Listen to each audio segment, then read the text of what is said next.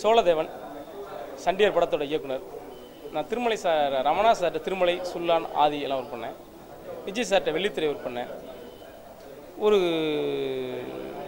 ரொம்ப நாளாக படம் பார்க்கும்போது சினிமாவில் ஒரு 5 வருஷமாக ஒரு சின்ன நெருடல் இருந்துச்சு. ஏதோ போகிறோம், படம் பார்த்துட்டு வரோம், ஒரு சீரியஸான ஒரு மூவி இல்லை, வாழ்க்கையை ரொம்ப சிரிச்சுக்கிட்டே போயிட்டுருக்கு, எதனாலும் சிரிச்சுக்கிட்டே எடுத்துக்கிறாங்க. அப்போ இந்த மனிதனில் இன்னொரு பார்ட் ஆஃப் அந்த வலின்றதே தெரிய மாட்டேது.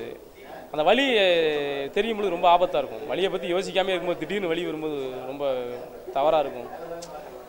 ஒரு சினிமா ஒரு சமூகத்தையே மாற்றம். சிரிச்சுட்டு கேலி கூத்தா போயிட்டு இந்த சினிமா நிறைய சாயல்களை உருவாக்கியிருக்கு. மனித மாற்றத்தை உருவாக்குற ஒரு விஷயம் சினிமா. அப்படி இருக்கிற சினிமாவில் வெறுமனை சிரிச்சுட்டு போகிறது எப்படி ஒரு சிறந்த படைப்பாக இருக்கும். அதுக்காகவே நம்ம 15 வருஷத்தை இங்கே அழிச்சிருக்கோம். ஏதாவது ஒன்று பண்ணணும் அப்படின்னு உருவாக்கப்பட்ட படம் தான் இந்த சண்டியர்.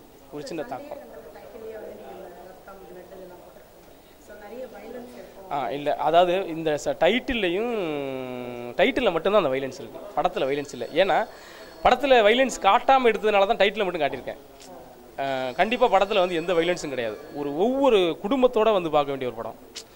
ஒரு பெற்றோரும் தன் பிள்ளையை எப்படி வளர்க்கணுங்கிறதுக்கு, ஒரு சகோதரன் சகோதரன் எப்படி இருக்கணும், எப்படி பழகணுங்கிறதுக்கு ஒரு உதாரணமாக இருக்கும் இந்த படம். அது மாதிரி படமாக தான் இதை எடுத்திருக்காங்க.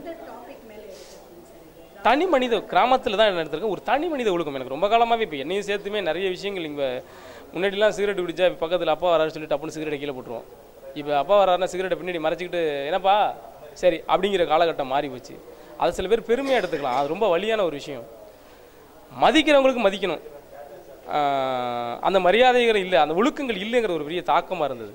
இதனால் பழசுன்னு சொல்லிட முடியாது. இங்கே எதையுமே பழசுன்னெலாம் உரம் தள்ள முடியாது. எல்லாமே பழசு தான். அப்படி பார்த்தாக்க பழசு தான் திருப்பி புதுசாக வருது. ஜாக்கெட் இல்லை, ஒரு விஷயம் தான் கேட்டது கரெக்டான கேள்வி.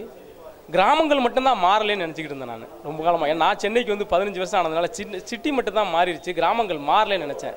சமீப காலமாக கிராமங்களுக்கு போகும்போது தான் வழி தெரியுது, அந்த கிராமத்தையே மாற்றிட்டாங்க. அது ஒரு வேகமாக நடக்கிற நாகரிகத்தின் வெளிப்பாடாக என்னன்னு தெரியல, எல்லாருமே ஈஸியாக தொடர்பு இருக்கிறனால என்னன்னு தெரியல. இன்றைக்கி சிட்டியை விட கிராமங்கள் ரொம்ப மோசமாக மாறிடுச்சு. பக்கத்து வீட்டில் சாவு செத்தா கூட ஒரு 2 நாளைக்கு தூங்க மாட்டான், வேலை மாட்டான், சாப்பிட மாட்டான். இன்றைக்கி பக்கத்து வீட்டில் செத்தா கூட டக்குன்னு அடுத்த தூக்கி போட்டு போயிட்டே இருக்கான். வேகமாக தான் போகணும், வேகமாக தான் வாழ்ந்தாகணும். காசு பணம் சம்பாதிக்கிறது மட்டுமே வாழ்க்கையில்னு நினைக்கிறேன் நான்.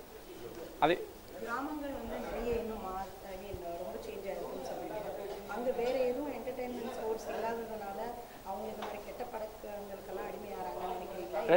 வருஷமா 2000 வருஷத்துக்கு முன்னாடிலேருந்தே அவங்களுக்கு என்டர்டைன்மெண்ட் கிடையாது. இப்போ அப்படி பார்த்தா அவங்களுக்கு என்டர்டைன்மெண்ட் ஜாஸ்தி. அப்போவே அவங்க மாறலையே, என்டர்டைன்மெண்ட் இல்லாத காலத்திலே மாறலையே. இப்போ என்டர்டைன்மெண்ட் எல்லாம் இருக்கிறதுனால தானே மாறுறாங்க. எக்ஸ்போசர்னால தானே மாறுறாங்க. இன்னைக்கு மொத்தமாக பார்த்தீங்கன்னா நம்மளோட குடிமக்கள் அத்தனை பேரும் சேனல் மட்டும் தான் உட்காந்துருக்காங்க. அதை ப்ளஸ்ன்னு எடுத்துக்கிட்டா ப்ளஸ், மைனஸ் எடுத்துக்கிட்டா minus.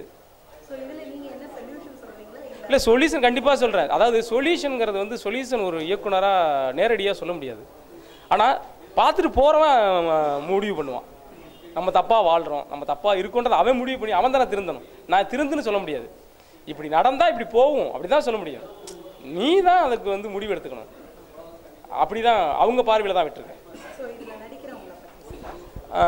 Hero Jegan new face அறிமுகப்படுத்தியிருக்கேன். கூத்துப்பட்டில் ப்ராக்டிஸ் ஆனவன். அதே மாதிரி கயல் கேரளாவிலேருந்து அழைச்சிட்டு வந்திருக்கேன், நியூ ஃபேஸு. அப்புறம் மீதி ஒரு 12 பேர் இன்ட்ரடியூஸ் பண்ணியிருக்கேன். முருகராஜ், சிங்கம்புலி தவிர. அப்புறம் மியூசிக் யதீஷ் மகாதேவன் பண்ணியிருக்காரு. கேமராமேன் ஹரிபாஸ்கர், என்னுடைய 2 நாள் நண்பர். என்ன புரிஞ்சுக்கிட்டவர். இன்னும் உண்மையாக சொன்னால் நான் என்ன சொன்னாலும் அதுக்கு மண்டையாட்டிடுவார். அது சரியாக இருக்கோ தப்பாக இருக்கோ ரைட், அவர் ஃபீல் பண்ணுறாரு, பண்ணி கொடுத்துட்டு போயிடுவோம் அப்படின்னு. இல்லை, அதெல்லாம் நான் பண்ணலை. எனக்கு அந்த ஐடியாலாம் கிடையாது. ஏன்னா நான் தான் சொன்னேன், எல்லாரையும் நம்ம ஒரு புள்ளியாக பார்க்குற நம்ம அந்த தப்பை பண்ணக்கூடாது. எனக்கு என்ன வேலை தெரியுமோ அதை மட்டும் நான் பார்க்கணும். அதெல்லாம் எதுவுமே கிடையாது. படம் முழுக்க யதார்த்தமான, கதைக்கு எது தேவையோ அது மட்டும்தான் இருக்கும். கதைக்கு தேவையான பாடல்கள், கதைக்கு தேவையான காமெடி, கதைக்கு தேவையான வசனங்கள், எந்த எல்லை மீறலும் இதில் இருக்காது. ஒரு படம் என் பிள்ளையோட, என் பொண்டாட்டியோட, எங்கள் அம்மாவோடையும் பார்க்கணும்னு நினச்சி எடுத்த படம்.